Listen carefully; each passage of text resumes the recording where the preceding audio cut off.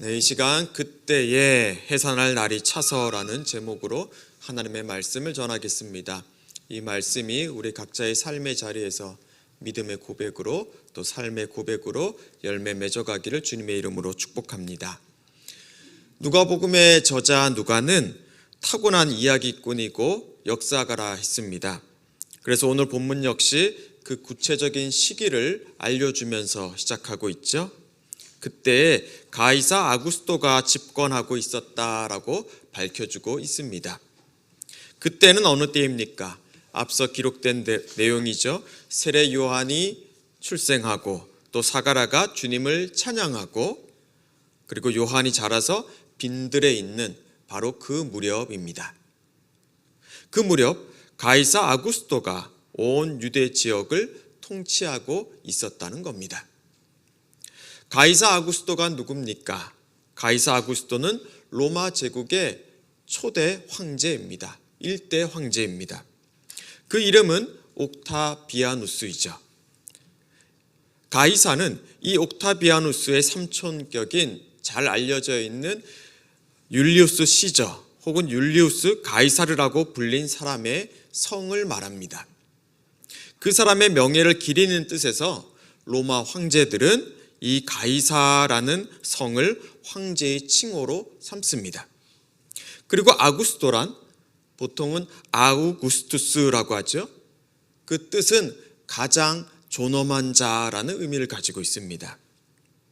그러니까 가이사 아구스토는 로마 제국의 초대 황제인 옥타비아누스를 아주 끔찍이 높이고 찬양하고 있는 그런 칭호라고 할 수 있습니다. 왜냐하면 옥타비아누스 때부터 200년 가까이 로마 제국은 최고의 번영을 이루었기 때문입니다. 이 가이사 아구스토가 영을 내립니다. 어떤 내용의 명령입니까? 천하로 다 호적하라. 호적을 명하죠. 살고 있는 주소지를 다 등록하라는 겁니다. 왜 그랬겠습니까? 세금을 걷어들이기 위함입니다. 여기 천하로 표현한 것이 눈에 들어오죠. 천하로 다 호적하라는 건 로마 제국에 속한 속국에 있는 이 사람들을 이제는 내가 다 관리하고 내가 그들의 주로 군림하겠다는 걸 말합니다. 어떻게 합니까? 로마 황제가 명하였으니까 다 따를 수밖에 없죠. 3절 말씀입니다. 모든 사람이 호적하러 각각 고향으로 돌아가매. 수많은 인파의 대이동이 시작되죠. 그들은 다 고향으로 돌아가 그들 주소를 등록합니다. 이제 명백하게 로마 황제의 신민이 된 겁니다. 여러분, 누가는 왜 이와 같은 기록을 남기고 있을까요?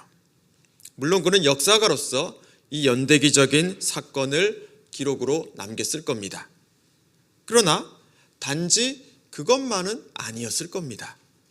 오늘 이 짧은 본문에서만도 호적이라는 단어, 아포그라포라는 단어가 무려 4번씩이나 나오고 있죠. 누가는 이 가이사 아구스토가 명한 호적 등록을 예사롭지 않게 지금 보고 있는 겁니다.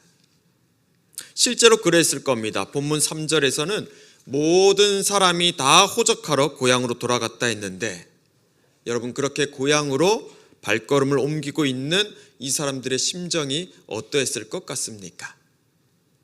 세금을 바쳐야 한다는 불만을 다 갖고 있었을 겁니다.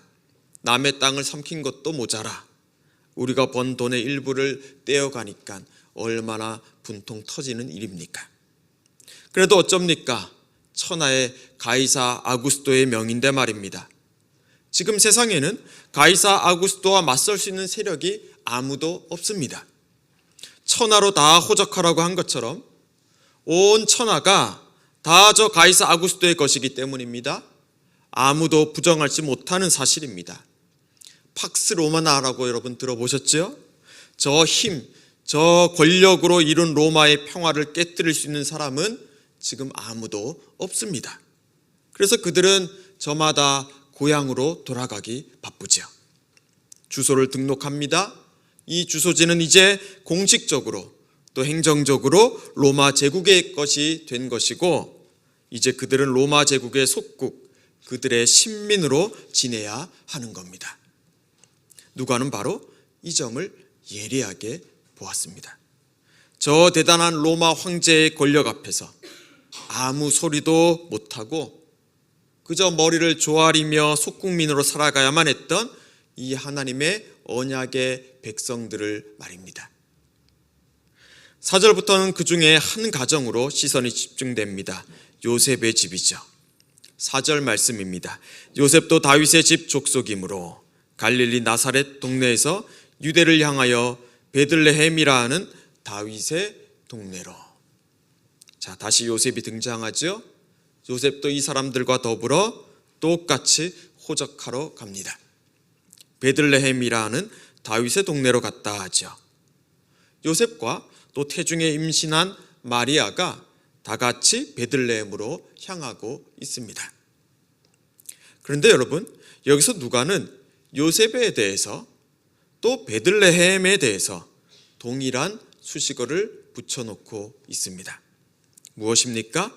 요셉을 가리켜 다윗의 집 족속이라고 하고 또 베들레헴을 가리켜 다윗의 동네라고 하고 있죠. 굳이 그런 설명을 사실은 붙이지 않아도 됩니다. 모든 사람이 다 호적하러 고향으로 가고 있으니 요셉도 자기 고향인 베들레헴으로 갔다고 하면 그만입니다. 그러나 누가는 여기에 또 한 명의 인물을 등장시키고 있습니다. 누굽니까? 다윗이죠. 요셉은 다윗의 족속이고 이 베들레헴이란 동네는 바로 다윗의 동네라는 겁니다. 왜 그랬을까요? 왜 이 책의 저자 누가는 굳이 다윗이란 사람을 여기서 등장시키고 있는 걸까요? 우린 천사 가브리엘이 마리아에게 찾아와 했던 말을 다 기억하고 있습니다. 누가복음 1장 32절 33절이죠. 그가 큰 자가 되고 지극히 높으신 이의 아들이라 일컬어질 것이요 주 하나님께서 그 조상 다윗의 왕위를 그에게 주시리니 영원히 야곱의 집을 왕으로 다스리실 것이며 그 나라가 무궁하리라. 예수님의 출생을 예고하는 말씀입니다. 예수님을 가리켜 뭐라고 하고 있습니까? 지극히 높으신 이의 아들, 즉 하나님의 아들이죠. 그리고 다윗의 왕위를 예수님에게 주신다고 합니다. 영원한 왕이 되셔서 통치하신다 하죠. 일찍이 다윗에게 하나님이 약속하신 바로 그 일이 곧 이루어질 거라는 말씀입니다. 하나님은 실제로 다윗에게 말씀하셨습니다. 다윗의 몸에서 날 씨를 세워서 그 나라를 견고하게 할 것을 말입니다. 그 나라 왕위를 영원히 견고하게 하겠다 하셨습니다. 바로 그 다윗에게 하셨던 약속의 말씀을 천사 가브리엘은 마리아에게 들려준 겁니다. 너가 출생할 바로 그 아이가 저 옛날 다윗에게 하나님이 말씀하신 그 지극히 높으신 이의 아들이며 또 그가 왕으로 다스리실 것이고 그 나라가 무궁하리라고 말입니다. 누가는 바로 그 예언을 염두에 두고서 여기 지금 다윗이라는 인물을 여기에 등장시킨 겁니다. 요셉은 지금 가이사 아구스토의 명에 따라 고향으로 돌아가고 있지만 바로 이 요셉은 다윗의 집 족속이라는 것을 말입니다. 그런가 하면 이들이 도착할 베들레헴은 다름 아닌 다윗의 동네라는 걸 잊지 말아야 한다는 거죠. 무슨 말입니까? 이들은 저 대단하고 무시무시한 가이사 아구스토의 명에 따라 쫓겨나듯 어쩔 수 없이 호적하러 가고 있지만 사실 믿음의 눈으로 보면 이들은 하나님의 약속에 더 가까이 가고 있다는 것입니다. 네, 그들은 분명히 몰랐을 겁니다. 로마 황제가 두려워서, 그가 무서워서 급하게 베들레헴으로 향했을 수도 있습니다. 그러나 하나님은 그 옛날 다윗에게 하신 약속을 분명 기억하고 계시고 또 마리아에게 천사를 통해 들려주신 말씀을 바로 그 순간에도 이루고 계신 겁니다. 여러분, 이것은 우리에게 중요한 삶의 진리를 드러내 보여주고 있습니다. 우리 주변에도 분명 가이사 아구스토와 같은 권세를 가진 사람들이 다 있죠. 모든 사람이 그에게 굽신거립니다. 그 앞에 서면 다 작아지고 다 두려워합니다. 천하를 다 호령하는 것 같습니다. 천하로 다 호적하라고 명할 수 있는 힘도 분명히 가지고 있습니다. 명이 떨어지면 곧장 따라야 합니다. 아우구스투스, 가장 존엄한 자, 가장 높은 자이기 때문입니다. 그런데 어떻습니까? 당장 그 명령에 호적하러 달려가고 있는 그런 우리를 하나님은 저 아구스토의 백성들이 아니라 하나님의 약속의 백성들로 보고 계시다는 겁니다. 힘으로 평화를 이루는 나라의 백성들이 아니라 십자가의 희생적인 사랑으로 평화를 가져오는 하나님 나라의 백성들로 말입니다. 자, 그렇다면 이 하나님 나라의 백성은 이 땅에서 어떻게, 무엇으로 살아가야 합니까? 저와 여러분은 어떻게 하나님의 백성으로서 살아갈 수 있습니까? 우리 6절 말씀을 같이 한번 읽겠습니다. 6절입니다. 거기 있을 그때에 해산할 날이 차서. 요셉과 마리아는 베들레헴에 도착합니다. 이제 그들은 호적을 하려고 합니다. 공식적으로 로마 제국의 신민이 되는 거죠. 그런데 바로 그때가 언제라고 합니까?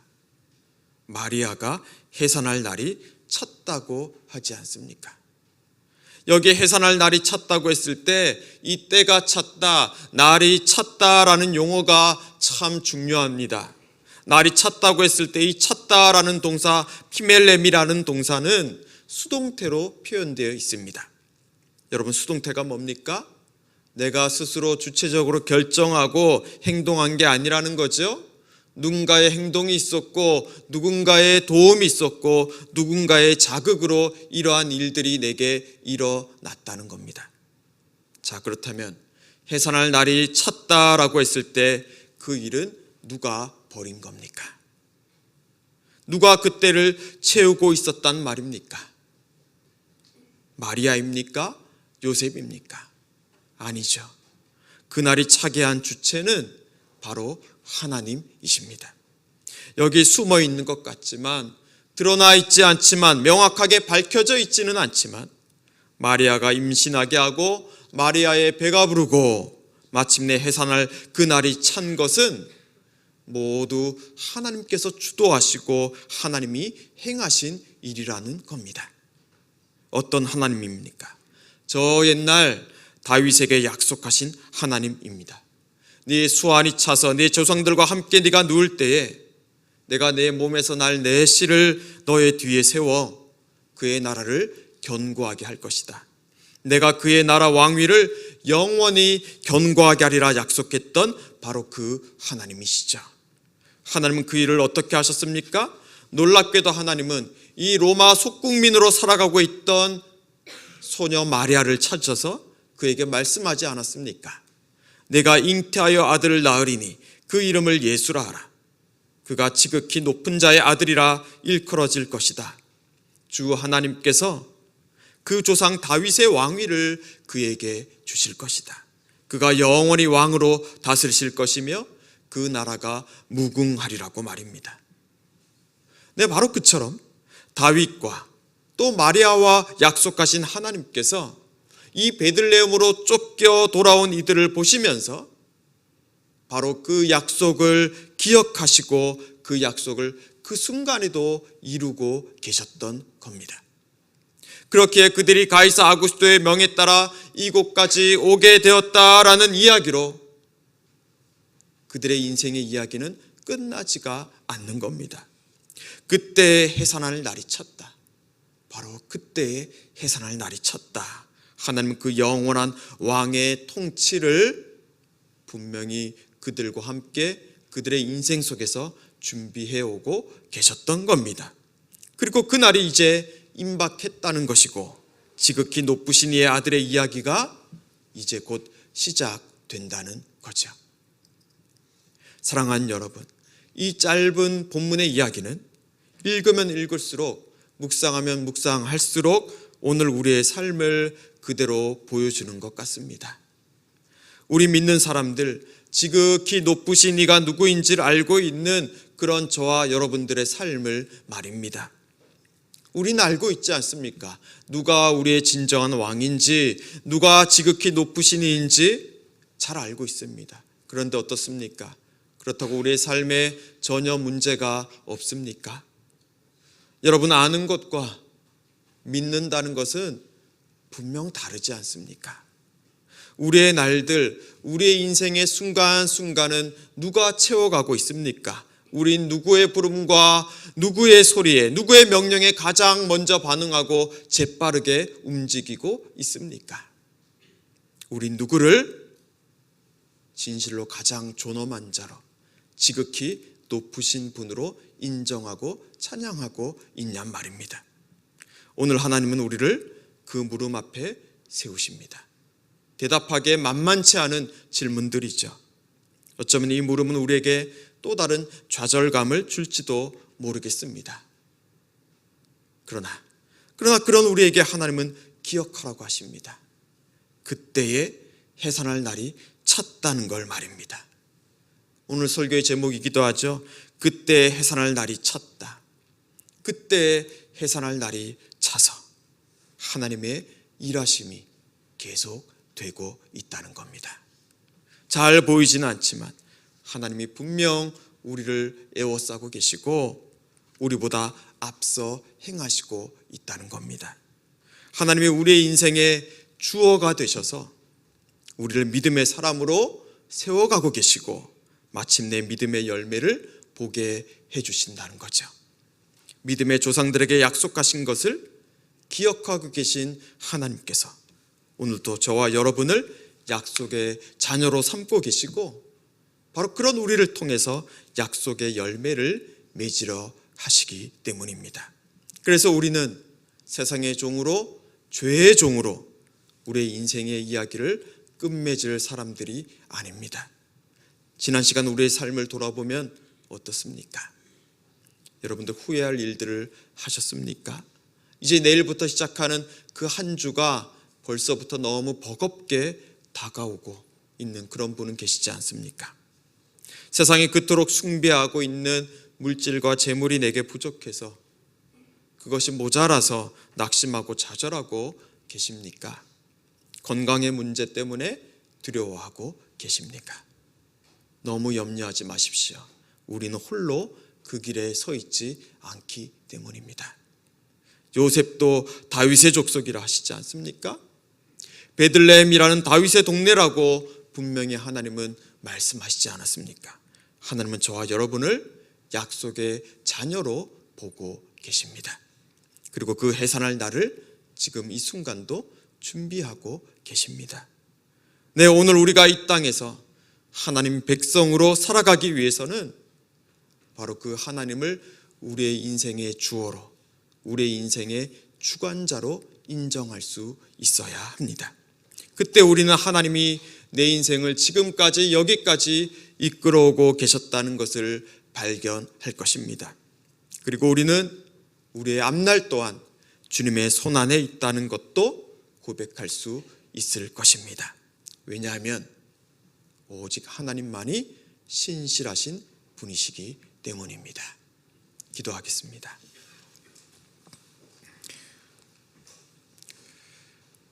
하나님, 주님만이 신실하신 분이십니다. 우리는 주님만을 믿을 수 있습니다. 주님의 말씀만이, 그 약속만이 모든 것이 다 변해도 변하지 않음을 믿습니다. 그러나 오늘 우리가 처한 상황은 우리를 압도해 옵니다. 우리는 아무것도 아닌 것 같습니다. 그러니 그저 세상이 명하는 것을 따라갈 뿐이었습니다. 만족도 기쁨도 사실은 없습니다. 주님, 그러나 다시 주님을 우리의 인생의 주관자로 모십니다. 내 인생이, 이 세계가 주님의 통치 안에 있음을 신뢰하며 선포합니다.